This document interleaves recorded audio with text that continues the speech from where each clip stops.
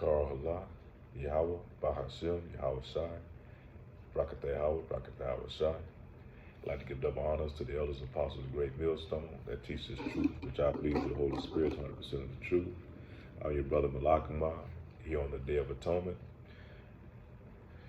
I want to do a quick lesson. It's going to be about, it's about that time of the year again, where Jake get out here, he gets,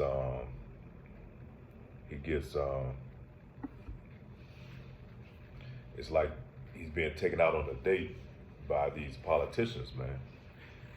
He's getting crooned by these politicians. They sing him sweet words and sweet melodies and say all the things that Jake wants to hear to try to convince Jake to go out here and take off from their jobs and, spend a day waiting in the voting line and try to get out here to vote again. And it's just nothing but a charade, man. It's just a charade that they've been pulling on Jake for quite a period of time, man. And, myself foremost, I was one of them, definitely, tied up into that, before I came into this truth, thinking that, we vote for the right politician, things are going to change, as long as we have to get the right people in place, there's going to be a change, the Lord's going to allow this, and, but according to the Bible and this truth, and once you have clear understanding, man, through this knowledge and wisdom, it's nothing but a charade, man. These people just play on your emotions, same way that as some of these, so-called church houses do. They build Jake up, they tell him, they give him all these promises, and they say what they're going to do for him, like you do somebody before you marry them, knowing that you don't have good intentions from the start, and they give Jake all these promises. We're going to bring jobs, and we're going to try to give, homes and all that. But, Jake has been seeing this every 4 years, every 4 years to go with the same old charade.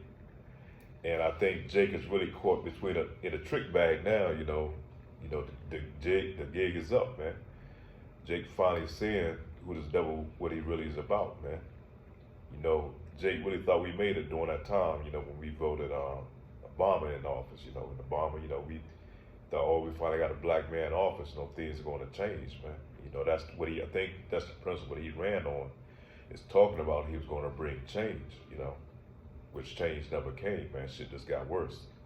Because that nigga there, man, he was just as abominable as the one we got in here now, man. He was actually worse.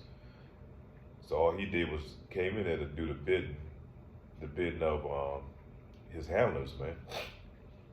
He came in, he was the first ones to start working with these alphabet communities, started getting protection rights for them, and getting, clearing the path for them, and he did the bidding also, of these white supremacists as well. He went over there, you see what he did in Libya. He went over there and took the president out, man, over there. He's the one that co-signed that, and Gaddafi, even though he's a heathen, but his intentions, were good for his people. But that's what they do, man. They dress these guys up, they give them to us, and really Obama's really not our people, but they dressed him up. He said all the right words, real smooth, very charismatic, definitely he wooed the women. Not only the women, but the men too, but really the women, because he had that sharp look, and he had those real smooth words. He spoke eloquently, but the whole time his intentions was just all about looking after whatever his handlers had presented him to do.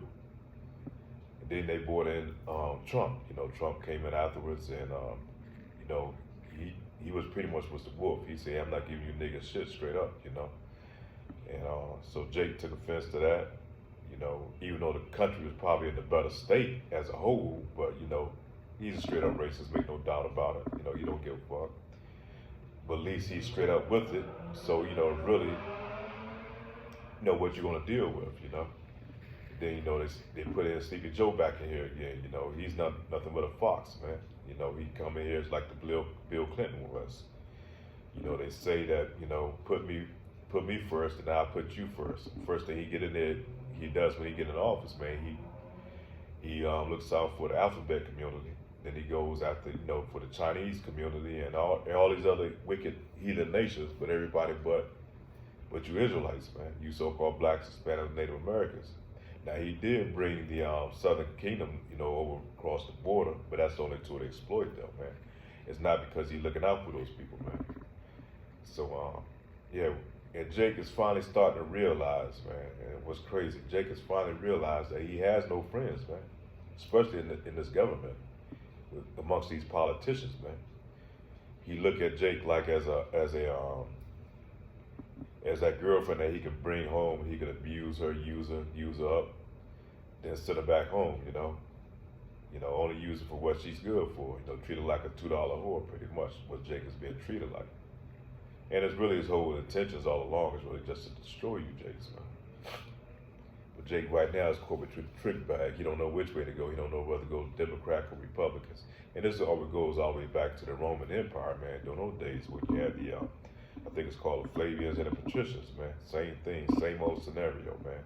They give you a lot of bread and circus, with these sports and entertainment stars, try to flood you for all that nonsense, this debauchery that's going on, amongst the music and all that type of shit. At the same time, they throw these politicians at you that give you nothing but false hope and promises, man. And you see what's happening to the country as a whole.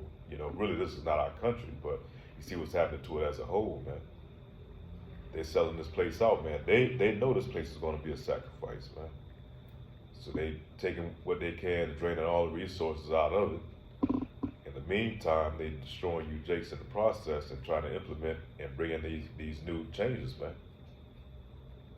This place is going to be a major sacrifice, man. It's going to be an altar.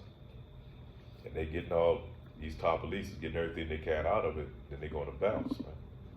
They're going to go to these other foreign countries. They're going to get their bunkers, they're building their bunkers, these high elaborate bunkers up underground, these deep caverns up under the sea. Even got these little space stations up in the sky, man. But the Lord said he's going to come gather them out no matter where they're going to be. They're not going to escape judgment, man. They might escape the wrath, that first initial hit, those ICBM missiles or the first part of the war, but we're going to dig them out of these places where they're going to be, man, and they're going to be our slaves in the new kingdom.